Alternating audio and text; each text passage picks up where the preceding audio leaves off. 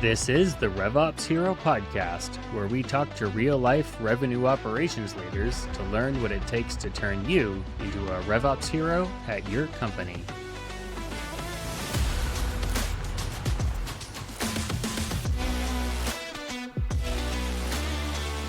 Hey everyone, we're back with a new episode of the RevOps Hero podcast. For today's episode, I have on George Samaras, and we're going to dig into the juicy and contentious topic of attribution, not just in the marketing department, but attribution across the marketing team, the sales team, partnerships team, three very different teams, and a lot of places where there can be a lot of areas where it's difficult to align or even contentiousness. So we're going to talk through all this with George here. So George, thanks for joining us on the show here. Tell us briefly about your background, how you got into this area. Thanks, Chris. Thank you for having me on. Yeah, I'll talk a little bit about my experience. I currently lead marketing operations at Ataccama. I've been with the company for just over a year now. Prior to that, I was at Coveo for just over 5 years, leading marketing operations there as well. Really kind of grew my chops on the attribution side of the house. At my previous role at Coveo, that was where I was brought in more of a leadership role, where we're really just trying to develop how we could capture the attribution journey and really scientifically measure and empirically measure how marketing is performing relative to pipeline influence and creating pipeline, sourcing pipeline, moving pipeline along, and things like that. But it's been a few years since then, so I've definitely fine-tuned my approach to it and from things I've learned through experience and just doing things, getting them wrong, and eventually getting them right. So yeah, happy to share a little bit about my journey and how I look at attribution today. Cool. So first we can start off with framing the problem and the challenge of attribution at companies in general. Yeah, so I like to use this analogy when we were initially discussing this episode. One thing that popped into my head was I kind of see attribution a little bit like, I don't know if this is biased perspective here, but like a bit of like a Formula One team. For anyone that watches Formula One, you'll notice that you'll always hear the drivers. Their biggest competitor is not someone else on another team or the other champion. It's actually their own teammate. And attribution, I feel, operates a lot the same way. A lot of the companies every company I've joined to, it's almost as though the initial attribution framework that's set up, if there is one, pits people against each other. And so your biggest competitor is your own teammate, your own people within the organization itself. And so it's rarely ever like an actual measurement problem. It's more of like a behavioral and political one. Like the math is really not the difficult part. It's how the system is set up and whether or not you're fighting for the same slice of pie or if you're going for different numbers and targets. Yeah, a lot of times it's people look at it, they just see that they're looking at the numbers and they see it as a systems problem or a data problem, but that's just the symptom. The disease is the people problem. Yeah, it is. I'm not going to underplay it. There can be a systems problem. A lot of organizations, if they don't have basic campaign member tracking from a marketing perspective, yeah, you got a system problem there too. But I mean, most organizations I've either worked with directly or consulted with, the basics are set up to at least get like a V1 of a proper like multi-touch attribution or an attribution system for different teams. And especially now in the age of AI, we're able to use Claude Code to plug into these systems and make changes pretty quickly. It's a lot easier to get this set up now. So really the political piece and the piece that was obviously made at the higher levels of leadership is really the only like major obstacle that still exists today. And I find it exists in a lot of organizations facing this problem. Let's talk about some examples of the types of challenges or conflicts that can occur in attribution. Yeah, for sure. So I always use a common one. I most recently experienced this just about a year ago when I first joined Ataccama, where we have biweekly pipeline generation calls where we have all the go-to-market teams getting together on a bridge for 1 hour. And we basically just discuss, hey, how is everyone's number doing? How is our pipeline progressing? Who's bringing in what pipeline's moving, what pipeline's stuck, et cetera, et cetera. And within a couple calls, I realized it was kind of like, who's the ticking time bomb today? It was like one of those things where you go into the call a little nervous, and you never want to go into those pipe gen calls nervous unless you're not hitting your number. But if you are hitting your number and it's a matter of who gets credit for what, that's where it gets a little bit toxic, for lack of a better term. So when I came in, marketing, BD, and partners, which are big go-to-market farmers, were the ones being measured on the exact same measurement, which was opportunity source. That's all we're looking at. What was the opportunity source? and what was the dollar value tied for that. And if the opportunity source was marketing, it went to marketing. If it was BD, it went to BD. If it was partners, it went to partners. The problem there, seems pretty cut and dry and simple, was oftentimes it's not just something in one lane. It's usually, hey, someone requested contact or form, let's do a basic one like that. Came in from, let's say, a Google organic search, comes in, no problem. The MQL, the contact us request / the MQL goes to the BDR. BDR sets up the discovery call. But right now, all of a sudden now, the BDR is under opportunity source. The marketing is getting all the credit. The BDR is getting nothing, despite being the one setting up the discovery call, running the discovery call, getting the BANT information in order to progress that pipeline through to the next stage. So that's a very like 101 example. But for us, like what we noticed sometimes was like, hey, we saw someone come in through a contact us request, but we found out they were engaging with a partner via Slack on a Slack channel we don't have access to because, it was coming in from a partner account that we're working with. So things like that, where it gets like really muddy, created a lot of friction. And then we just found ourselves like double clicking into opportunities on these pipe gen calls. I'm like, hey, we got the CRO, the CVP of finance, VP of RevOps, a bunch of people on these calls, a bunch of leaders on this call. This is a very expensive call. Is this a really good use of our time? Like going line by line, opportunity by opportunity, arguing of, hey, here's a screenshot from a partner Slack showing that the partner was actually working this before the person requested contact. So we had a lot of just bad behavior, for lack of a better term. And it's not like in a bad way. I'm not calling anyone out. It was just one of those things. Everyone was working in their own interest, rightfully so, because they were set up from an infrastructure perspective to only look after their own interests and not the organization as a whole. And so that was one of the things that my first few months in, I was like, hey, we got to fix this. Otherwise, we're going to be going into 2026 and it's going to be a mess. We're going to be fighting with each other. There's going to be a lot of infighting. There's going to be a lot of bad behavior, a lot of sandbagging of opportunities and things like that. We have to come up with a better system where we're actually working towards the same goal. We're rowing in the same direction together, not in separate directions. So. Yeah, especially when it's set up as zero sum like that. Like, oh, here's an opportunity and I choose market. If I choose marketing, then sales doesn't get it. And if I choose partner, then marketing doesn't get it. And then out of the three of them, only one gets credit and the other two are going to be upset.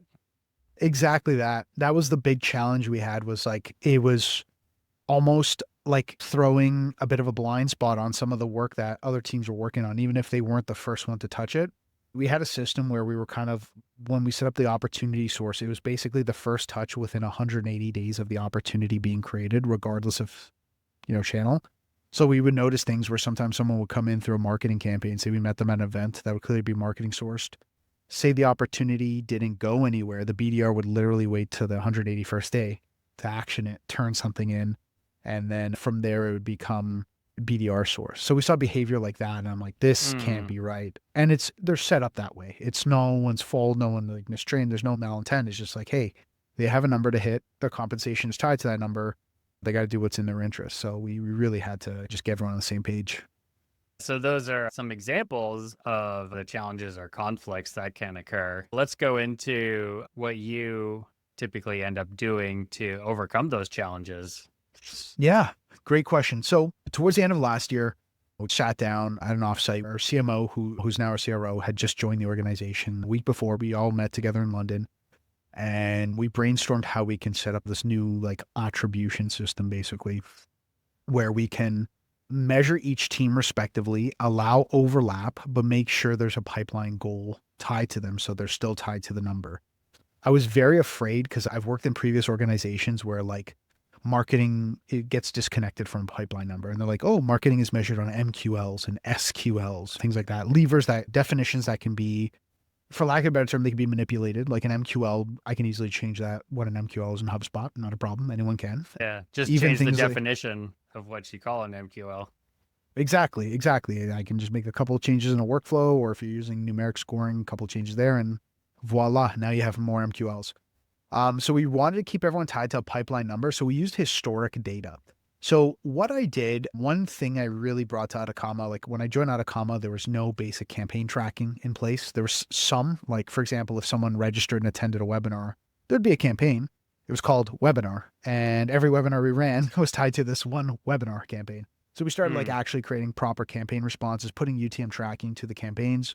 The good thing with running it with HubSpot was HubSpot keeps the data pretty much in perpetuity on the form. So I was able to do a lot of backfills of the data.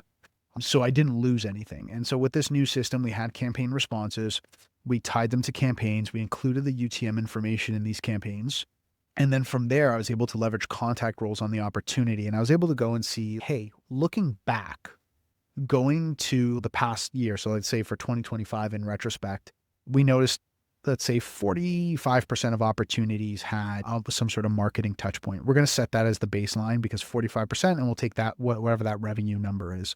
And we slice that as a whole of the pie. I'm making numbers up here, but like say our quarterly target is $1 billion, for example. We would say, well, we need to influence 45% of that. So $450 million. Like marketing influence specifically? Marketing influence, yeah. And so that would require to have a campaign touch point. It'd need to be a response. So it can't just be like, hey, person opened or clicked an email. We don't track that in Salesforce. But it would have to be like something like, hey, person met with us at an event. Person requested contact. Person attended a webinar. Things like that. And so it was good because A, this gave us a system where marketing can act as an overlay for the other teams. But B, it also shows us now like what specific tactics, channels, and strategies marketing is using that actually work. Like like if I were to go and look at these opportunities and I'm looking back at what's, the overlay that's occurring, what am I seeing the most of? Is it like, am I seeing a lot of webinar attendees, what channel it is, where they're coming from, what's really working for us? We're kind of trying to define the customer journey from a marketing perspective, find our secret sauce, and then see if we can repeat it for others. I'll say this because there's probably people who are watching this right now and are like, well, it's so difficult to do this, or I feel like we do something like this and we can't find our secret sauce. And I'll be transparent. Like I always say this, I'm like, every customer journey is unique. There's patterns, but you can't apply the same playbook to everyone. Everyone kind of has their own journey, but we do notice some things. And for us, it really helps us eliminate channels, for example, that might be costly and not effective. Content syndication is always like a contentious channel. I always hear marketers double down on content syndication. The BDRs get the leads and they're, what's up with these leads? That was like our first finding out of the bat. I'm just like, hey, this vendor in particular seems a little sketchy with the leads they're sending us. And it's not to say, hey, content syndication doesn't work, but allows us to get a little more thorough with which vendors are sending us data, what data is good, and the vendors that are sending us bad data, we need to rectify that with them. So they're sending you like lists of leads that they had like, generated for you. But then when you looked at to see if any actual opportunities in the pipeline were there, it was very, very, very low. Yeah. Or none. Or none or zero. Or none. Okay. Yeah. Yeah, for some Okay. vendors. And you always bring it back to them. I always show them. And that's one thing, one nice piece of having infrastructure like this is you have evidence. It's not just like, hey, the BDR said this person's not good. It's like, hey, here's what the data shows us. What's going on? You have empirical evidence to have a more meaningful conversation with the vendor. I know we're getting a little off topic there from the attribution side, but from a marketing perspective, it really allows you to lean into the channels that work, cut off the channels that maybe are not as working or might be a little expensive, and really kind of allow you to fine tune your model. And yeah, and it's always something that's always like a work in progress. I feel like no one's ever really fully figured it out. And things are obviously changing with AEO and things like that as well. You're mentioning some specific parts of the setup of it here, like you're mentioning like HubSpot forms and Salesforce campaigns. And can you tell us a little bit about how you typically set up the infrastructure for the components and the campaigns for this, and then the reporting? Yeah. So for us, I'll go very tactical here. So we have universal forms on our website. So the URL you're submitting is a hidden field. This allows us to keep our forms, like we have control because we only have a handful, like literally I can count on one hand, public facing forms on our website. But like we'll have a single resource form and that'll be for all of our content. And then from there, we have workflows that pick up the URL someone submitted and tie them to a Salesforce campaign. We have hidden fields that capture UTMs, which HubSpot does out of the box. And then we write those to Salesforce campaign members. We have a workflow in Salesforce that writes it to Salesforce campaign members. So the nice thing is like at the campaign member level, I can not only say, hey, Chris came by and attended our webinar, but I saw that Chris actually clicked a paid Google ad to attend our webinar. And I can see, hey, Chris then later on downloaded a white paper and he found that through Google Organic and things like that. So you really got really good fidelity of what someone did, when they did it, and from where they did it. Are you looking at a lot of that off of the contact activity timeline and the HubSpot record, or is that all from the different Salesforce campaigns you're associating them to? It's the HubSpot form to the Salesforce campaign. We have this data obviously in HubSpot, but the reason I'm over rotating on Salesforce is because Salesforce is our source of truth for a large part of the organization. If I give someone a HubSpot report that's on the partnerships team or the sales team, they'll be like, oh, okay, that's fine, whatever. But they want to see things in Salesforce. We operate in Salesforce. So my objective is to just make sure it's one-to-one with HubSpot. And then when you're doing the campaigns, do you get into parent-child campaigns, like a master-parent webinar campaign, and then sub-campaigns for the individual specific webinar and things like Yeah, that? we do that. We have overarching like umbrella campaigns. So we'll say like Q3 webinars and all our webinars that occurred in Q3. We'll tie it there. We have campaign themes, and it's really like specific subject areas like that we focus on. Like we're a data technology SaaS company, so we'll look for campaigns that focus on data quality or data governance or master data management, things like that. And we have campaigns tagged that way. But yeah, we do use like parent and child campaigns quite extensively. And then how do you approach building out the reporting from there? Great question. So this is something pretty recent I've done. So we have a standardized report for marketing. I've built a pipeline pacing tracker. I'll be transparent. It was something they built initially and I kind of supercharged it. So it's a Google Sheet. I plugged Salesforce into the Google Sheet and it refreshes every couple of hours. And it's just basically a bunch of array formulas that kind of put everything together. So marketing can pretty much see in real time how they're pacing. I have a Claude scheduled run that runs every day and basically just gives like a in plain English update like, hey, you had X amount of MQLs. This is how you're pacing towards the target. You've had Y amount of SQLs. This is how you're pacing towards the target. Things like that. Here's what we noticed in the past couple of days. We noticed that a lot of our MQLs are coming from this. A lot of our opportunities are coming from that, etc. So we use that for the reporting side. We do have Salesforce dashboards. A lot of our marketers use the dashboards. I'm very much now in the Claude artifact world because they look so pretty compared to the Salesforce dashboards. And you can overlay like different data sources. My biggest challenge I always have with Salesforce is just limitations in terms of cross-object references. I don't have that problem when I go into Claude. But the reporting, like really, we try to keep the standard of truth with that pipeline pacing tracker. We have a Tableau dashboard. And there's a couple of artifacts that only RevOps publishes that the team can use as like the official source of truth. So quite a variety of different approaches there. Some Yeah. Salesforce dashboards, some Tableau dashboards, Google spreadsheet with a lot of custom formulas in it. Now you're using Claude artifacts as well. We're very data heavy here. I mean, every company's going to say that, but I can say this now. I've been doing this for over 12 years. Is by far the most data. Do everything with precision here. We're very follow the data, which I love. That's a big reason why I joined the organization. But it's a challenge I think a lot of operators are having is right now, everyone's now become a data scientist with Claude. So we were standardizing a few things where it's pretty much reports that are only shared to leadership or should be referenced are reports that are either built by the BI team or the RevOps team or have been signed off by either team. So even though everyone's kind of building their own artifacts, we have standardized ones that the teams use and they know which ones to use. And people can go and do their own thing, do their own analysis within their own Claude. But I'd be like, hey, if you're not fully in tune with the data to the level of a BI person or a RevOps person, just run it by us real quick. We'll double check everything, make sure nothing's missed, and then provide it back to you. I was just talking to someone else about how with AI tools, especially if you're not giving it the context that it needs, you're not going to get the correct answers. Correct. And like when people are building artifacts, like I know like I got a pretty intimate knowledge of our database and the Salesforce and our Salesforce instance, all the fields, like what we do have, what we don't have, what we could derive, things like that.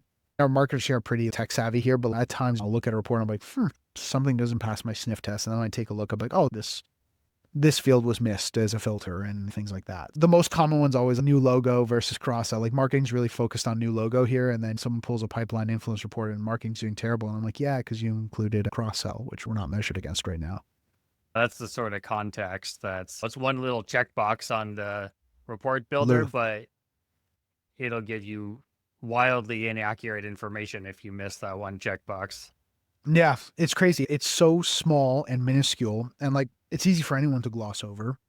Yet we've all done it. We're all operators. How many reports have we built? And we're like, oh, the number doesn't line up. And then you realize, oh, oops, and things like that. So yeah, very common, but that's why we always have someone from our team or the BI team sign off on things. But we're in a pretty good spot. Like I try to keep the reports as flexible as possible. So we have a marketing metrics Tableau dashboard that we use, and there's different filters you can use to cut the data a million different ways. So for whatever use case you have for the data, we're always trying to build something out for our stakeholders. And like I said, the big challenge right now with us is we just want to make sure we're kind of standardizing the reporting structure. It's a big thing I've been talking to my colleagues in the industry where my whole career, Tableau or Power BI or whatever the company uses is always the source of truth. But I'm like now with Claude and people being able to integrate through CLI or MCPs what is the source of truth, right? And do we have to rein it in? Because everyone's kind of creating their own little source of truth, because SQL queries being gatekept by people who are good with SQL queries are no longer a thing. Now anyone can pull data and be their own data scientist. Oh, yeah. Well, they might think they're a data scientist and Yeah, and it's true. And that's where the experience comes from. But I will say this, the tools are powerful. They've been a disruptive force there. And I say in a good way from an operator's perspective, like it's allowed me to pull reports, more complex reports I could ever imagine a year or two ago. yeah, I've had that same experience as well. One thing we were talking about attribution in general is, especially once you start going across teams, you had mentioned that you really need executive sponsorship. Yeah. So I'd love to hear why executive sponsorship is so important. Yeah, great one. So executive sponsor, I'll just say it's full stop. Any project you work on doesn't have to be attribution, it can be anything. If your executive sponsor is not bought in or is not willing to sponsor your idea, just stop. I'd say almost like give it up.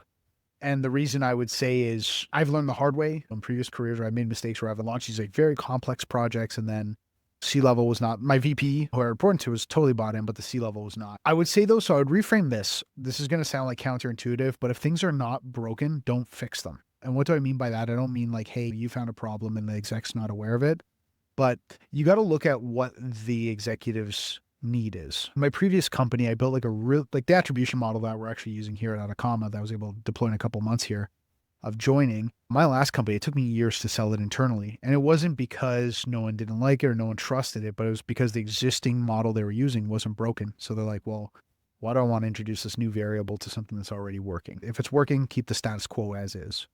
For us, because we're more like heavy on the data side, we're a lot closer to the data here at Ataccama. The execs are all bought in. They're following the numbers very closely. And so that's when we had that conflict. It was like the execs were realized like, hey, we're on these pipe gen calls. There's a lot of infighting.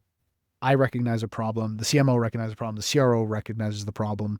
Our VP or CFO recognizes the problem. Let's fix it. And right there, you got three stakeholders that if you give them a good proposal, they're bought in. And that was the big thing I did was before I lifted a finger in terms of building anything out, I did the analysis. I gave my proposal and I'm like, what do you think? And they loved it and we went through with it. Good thing is we launched this January 1st, 2026. We're about to wrap up the second quarter and it's going strong, a lot reduced infighting. I feel like we're finally working and rowing in the same direction like a unified team.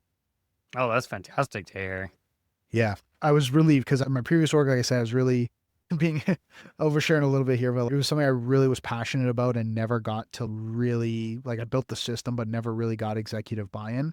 And so it kind of made me question, is this the right thing? Even though I was talking to colleagues in the space, they were doing similar things and a lot of the thought leaders in our space were doing the similar thing. But I realized after joining here, I'm like, okay, this was a thing. It worked nicely. And obviously you got to fine tune it to the org you're at, but yeah, so I'll reiterate, executive buy-in is key. And I'm not saying you need executive buy-in for every little project. You don't need executive buy-in to build a campaign or something like that. But for big projects like this, especially projects that span and affect multiple teams and more importantly, affect people's compensation, definitely need executive buy-in. Yeah, I agree. Well, another thing we had talked about a little bit before this was when planning out an attribution project like this, it can be very easy to go into a rabbit hole of complexity. And you had talked about how it's really important to have a system that's granular enough to get what you need without being overly complex. Yeah. So can you tell us what is that right combination? And this is in the frame of attribution, right? Yeah. I would say, so here at Ataccama, on the marketing side, we look at campaign influence. So we rely on the contact role and campaign association. Our campaign association is pretty much at 100%. It's very reliable. Our contact roles, I think every RevOps person has this challenge with contact roles.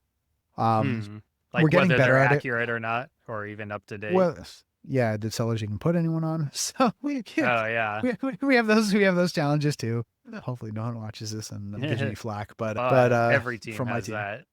Yeah, everyone has. It's a known thing. I'm not calling anyone out. It's one of those things where every org I've worked at has had this for over 12 years. I've seen every company I've worked at.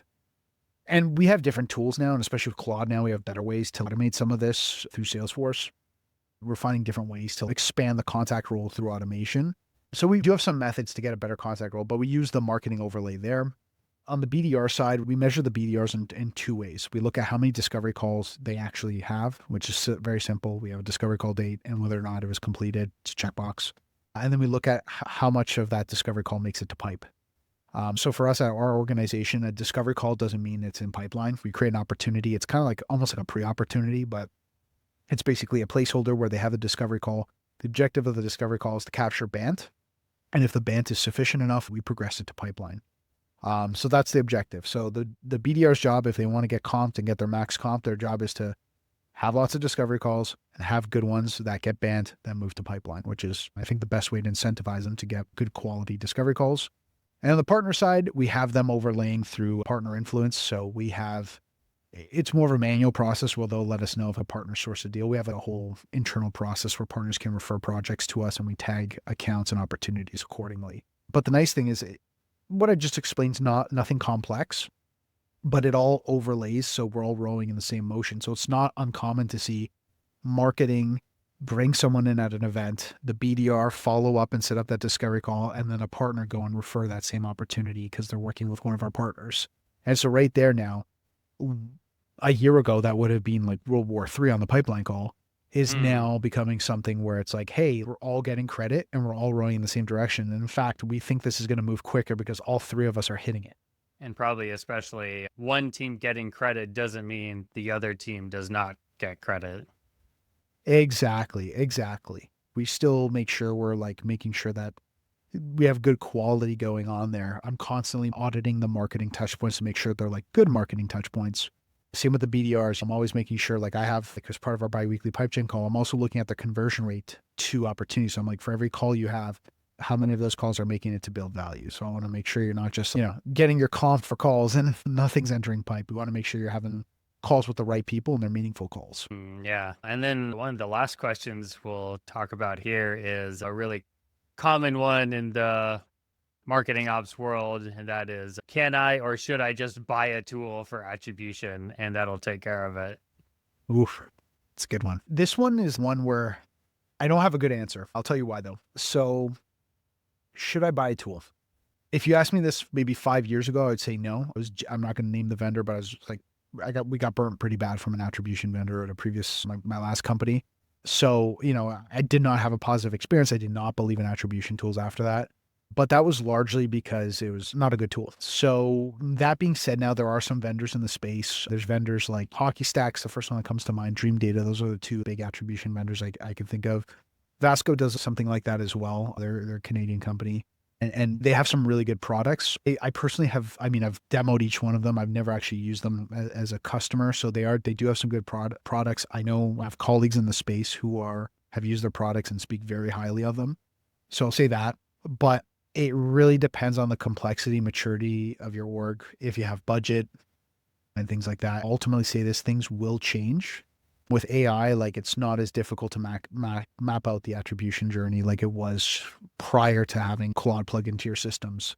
But that being said, though, these vendors are smart. They are rolling with the punches. I'm pretty sure it's Hockey Stack has like a built-in AI where not only is it showing you all the touch points, but you can actually have a conversation with it. They have a built-in like a conversational AI in their product where you can ask it about things, have it make recommendations, be proactive with you. A lot of vendors are doing that. Like even 6 Sense, I know they're not an attribution vendor, they're more of an ABM vendor, but like they have Revy AI, which I think I don't know if it's exited open beta yet, but we've had it for a couple months now in open beta, and like same thing, you can start asking it for recommendations and it gives it to you. So the good thing is, even though AI can be disruptive, these companies are moving along with AI. But going back to your question, if you want to buy it, it's really specific to the org. It's specific to your budget. It's specific to you. Like, do you have a RevOps team in place? Do you not? Things like that. I can't give you a yes or no answer on that, to be honest. Yeah, I was looking at some of our show notes here, and one of the things you had written was that tools don't resolve the disagreements, they encode them. Yeah. There's some good tools that will give insights. I will say that. But once again, it's up to you. If you guys aren't aligned, you don't have that executive sponsorship, you can go buy a tool and it might end up just collecting dust. So you got to be mindful of that as well. Like I said, these vendors are good vendors. Depending on the org you're working at, if I was in an operator's shoes and I just joined a new organization, I'd probably try to build something in-house, hit a wall, and then go to these vendors. But once again, it really depends on the complexity, the executive sponsorship, how bad the issue is, etc. But I'm always a big fan of try to build yourself before you go buy. But a lot of times when you go buy, you have that tool backing a lot of the data you're sharing. You get more executive sponsorship for it. And they're very flexible tools now. They kind of been rolling with the punches with powering their products with LLMs to get real-time insights. All right, that was most of the questions I had here. Was there anything you wanted to make sure we get to while we're talking here as well? No, I'd say one thing to be mindful of is make sure you approach attribution so it's not zero sum. You want to use obviously multiple parallel metrics. That's the key thing I'd say is like the teams should be measured in parallel, not against each other. If you have teams fighting for the same number, regardless of what team it is, there will be conflict. There's no way around that. Full stop. Go back to that Formula One analogy I had at the beginning of the call, or the beginning of this episode, but you don't want your biggest enemy to be your own teammate. You know what I mean? And that's where I feel like a lot of companies get it wrong is like they have a lot of infighting. And I'm like, especially in today's market where like selling is harder than ever, marketing is harder than ever, you really need to be able to be on the same page. Like infighting just adds a setback and a layer of complexity that organizations just don't need today. It's really not helpful. Well, cool. This has been a fantastic conversation here on a very meaty and as a topic that everyone wants to do, but is very contentious and very difficult to do. So this has been a great conversation to go into the complexities of it, but also some ideas on how to manage it and how to align as a whole team around it. Thank you, Chris. I appreciate it. And I really appreciate you having me on. I'm happy to chat more about attribution anytime. People always reach out to me directly if they have any questions, and always happy to do another episode on this topic. All right. Thanks again, George. Thank you, Chris. You've been listening to the RevOps Hero podcast from ClearPivot. To learn more about how our team of revenue operations and HubSpot experts can help you become a RevOps hero at your company, visit our website at www.clearpivot.com.